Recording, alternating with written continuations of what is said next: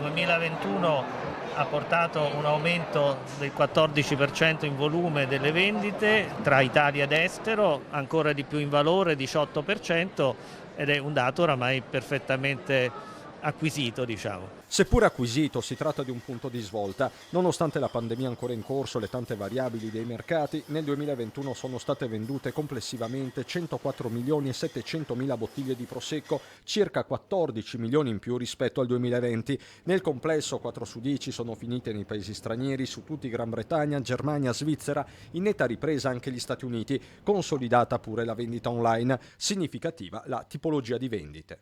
Il 93% dell'offerta è con il Annual Demand Prosecco superiore senza menzioni, per cui il grosso, diciamo, del valore viene da questa tipologia, però certamente Cartizze e Rive danno un contributo soprattutto in valore. Nei prossimi anni, tra l'altro, si potranno stappare anche le prime bottiglie di Prosecco sostenibile ottenuto da vitigni resistenti. In questi giorni di Vinitaly il bicchiere, è il caso di dire, è mezzo pieno, nonostante i tanti problemi del comparto. È chiaro che siamo preoccupati di quello che potrà rincarare nel futuro a livello di materie prime, a livello di energia, ma d'altro canto i numeri della denominazione sono altrettanto positivi nei primi 3 mesi, di conseguenza immaginiamo che comunque saremo in grado anche ancora una volta di unirci, di creare sistema e di poter trovare la soluzione. Produzione e valorizzazione del territorio che vanno di pari passo. Anche la stagione turistica sui Colli UNESCO è al via.